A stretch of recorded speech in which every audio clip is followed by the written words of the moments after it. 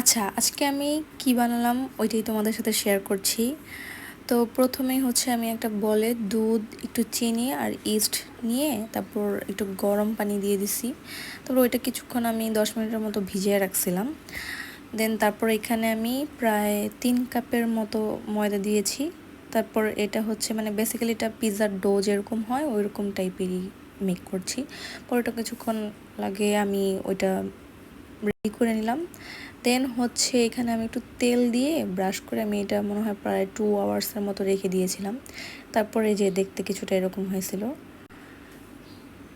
তারপর আমি এইটা হচ্ছে গিয়ে ভালোভাবে মানে একটু মতে নিতেছিলাম, এটার ভিতর থেকে মানে যে বাতাসগুলো আছে ওইটা আমি বের করে নিলাম। তারপর হচ্ছে এটা আমি কাট করে নিলাম। আমি প্রায় অনেকগুলাই ছোট ছোট করে কাট করে নিছি। তারপর এটা আমি প্রথমে ভাঁজ করতে পারতেছিলাম না, এটা কীভাবে আসলে ভাঁজ করতে হয়। তারপর আমি আমার বোনকে দিলাম, ওই হচ্ছে করলো। পরে খুব সুন্দর করে মানে 4 কোণা শেপ করে নিয়ে তারপর ওটার ভিতরে হচ্ছে গিয়ে পুরটা দিয়ে তারপর এটাকে আর কি রোলের মতো করে আর কি ঘুরাই নিলেই হয়ে যাবে, কিছু একটা হয়ে যাবে আর কি। যাই হোক,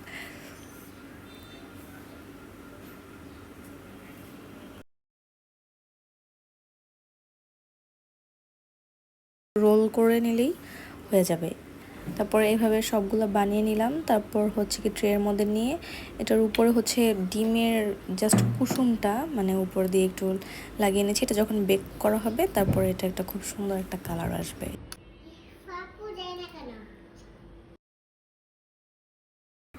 এই যে এখানে একে একে সবগুলা বানিয়ে রেডি করে রাখছি। তারপর হচ্ছে গিয়ে এই যে বেক করার পরে দেখতে কিছুটা এরকম হয়েছে, খুবই সুন্দর আসছিল কালারটা। উপর থেকে আবার ঘি দিচ্ছিল।